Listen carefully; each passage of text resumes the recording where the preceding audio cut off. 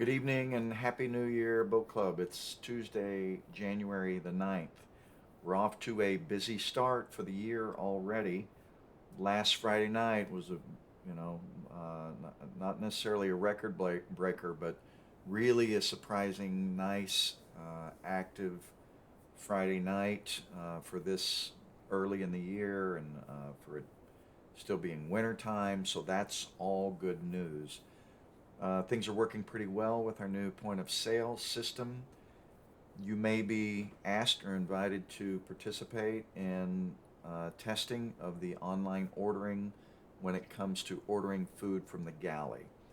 This is an attempt to reduce and ultimately eliminate the line in the galley on Friday nights and on Sundays. Uh, so I'm excited about that tool. I like it a lot. It's pretty easy to use so far. We just got to, you know, crawl, walk, and run when it comes to that project. And speaking of being busy, we're looking for help. If you know somebody, if you got a kid, a teenager, or even a college kid looking for part-time work, we're looking for deckhands, barbacks. We need bodies. I need help around that place. Resetting up Chandler Hall, tearing stuff down. The stage is still set up, for example, from New Year's Eve in varying components in the front room. So we're looking for help. So if you know anybody, send them my way, especially if they're related to a member. We'll give them a preferential look, I'm sure. Okay, what I really want to talk to you guys about tonight is a project we do have as part of our lease agreement. We do have to spend a certain amount of dollars every year on leasehold improvements, and based on our meeting, our summit, leadership summit that we had in December, there were a few things that became clear and priorities were set. And now I have a very simple and affordable design for making a what I think is going to be a big improvement to the operations of the club, and I want to show that to you now. It looks like we have the votes from the board of directors to approve the leasehold improvement. So I want to describe to you um, two projects. One has been approved and will proceed, and I want to give you a look at the future one, perhaps later on this year. What you're looking at here is an AutoCAD drawing of the bar, and there are two expansion areas, and I don't think you can see my mouse, so I'm going to end up having to um, point. On the left side, I think it's your left, you'll see the bar. So behind the bar currently is essentially outdoor space. That's where we keep the ice machine, the washing machines, and storage for other stuff.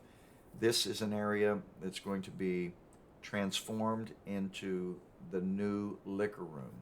So I want to show you what this looks like. It's going to run the length, and without my cursor, it's going to be very difficult to articulate. So this is 3D rendering from behind the building. If you guys know where the sandbox is, what's not shown here is a sandbox, but we've essentially converted this space to liquor room. This will be the entrance area for the vendors to bring kegs and liquor and booze. Everything comes in this door and remains in this area. This is shown with a fencing just so you can have a visual to see what's on the inside, but that will be framed, and siding will be put up. There is a roof overhang, so there's a roof existing. So essentially, we got to frame up inside two walls, one with a door and a short pony wall, a 2.5 foot wall. Over here will be a walk-in cooler. The walk-in cooler will be strategic, and then a doorway with a step down will be cut into the back of the bar. Here's another rendering from a little bit overhead. You can see, give you a better idea. So this box is your walk-in cooler. The washer and dryer will remain in their current spot, just turn 90 degrees with a little bit of just enough room to get back in there, to get in there and do your laundry, or the boat club's laundry. Here's another rendering, gives you a better image of the opening into the bar. This is a peek inside the walk-in cooler. We've made it large enough in order to accommodate all of the kegs, plus more for storage. So when we empty a keg, we have a cold one ready to go. Currently, that has been a problem. We've had to use additional small refrigeration just to keep the high moving kegs pre-chilled and ready to go, because in our kegerators inside the bar we don't have capacity. So this solves many problems. We'll store the kegs. They will also feed through the wall on the tap. So now the kegs and the kegerators come out of the bar, which makes a pretty big impact to the operations on the inside. This is a view from the inside. There are two things to look at here. One is there will be a panel of taps for all of the kegs in the cooler, and over here is the opening. So that's the proposed description of what we're planning to do here. And what are we going to get for this $12,600 in leasehold improvements? Our storage constraint problem is improved by at least 150 square feet of now indoor storage space. Currently, it's outdoor storage space. The big kicker is that staff efficiency and steps are reduced for inventory replacement. If you've been around the club enough, you know you'll look for a bartender. Bartender's not back there. They've walked all the way through Chandler Hall into the old storage liquor room in the back of the building. There's also some security concerns that remains unattended. It's out of view. The door is open many times. So all of that problem goes away. Bar space is improved by 14 linear feet. So what that means is right now along the wall space, we have two big kegerators inside the bar that now get to come out of there. One of them is leaking, has a slow leak, so every month we're spending a couple of $100 to replenish, maybe every couple of months, replenish coolant in there. So that one was due to replace anyway. And we get that floor space back that we can use for other equipment, for example. The inventory delivery to final storage, just the flow of delivery of kegs and cases and booze is going to be so much better. Right now, if it's off hours, they have to come in through the beer garden and store it temporarily in the hallway, and then the bartenders later go and grab that inventory and carry it into Chandler Hall into the front room, and it gets stored there until at some point comes out of the front room and through Chandler Hall and back into the bar.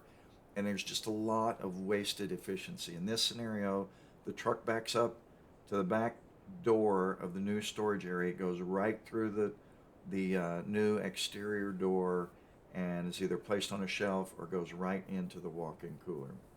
So anyway, the hallway temporary storage of inventory problem is eliminated. And then the walk-in cooler isn't going to fall under a leasehold improvement. That's going to come out of a different bucket of equipment.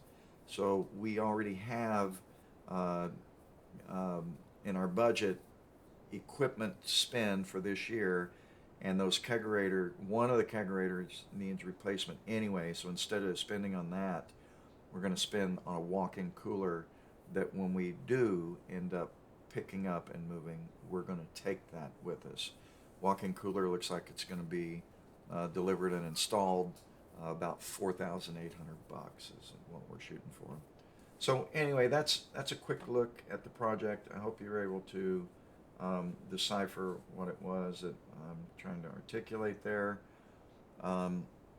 So if you see, which leads me to my real point for the video, we could use some help. The first step of this project is pouring a concrete pad. That could start already as early as Friday. Lefty is going to start tomorrow doing some pre-haul out work on the CO2 system that's back there now. It needs there's a big storage box that needs to be broke down and demoed. So he's going to be working on that. We could be ready to move stuff out as early as tomorrow afternoon, but for sure on Thursday. It's not going to go very far. There's not anything too heavy, but bodies would really make this thing go quickly. We're just going to come out of that outdoor area through the gate and sort of in the along the building. So we're not lugging stuff very far. It's going to be stored there temporarily. We're going to throw a tarp over it. Ideally, we pour concrete on. We set up on Friday, pour concrete on Saturday. We move back in on Sunday, something of that nature. So that's what we need. If you're available, just either show up at the club maybe tomorrow afternoon. Lefty or myself will put you to work, or for sure on Thursday morning. I think we'll have stuff. So any hands on deck will be put to good use. That's what I got. I appreciate it. Appreciate all your volunteers, people that are showing up, helping out, and appreciate anyone who will show up and help out this week. Thanks a lot. Again, Happy New Year. Hope you guys are off to a good start, and we'll see you down at the club.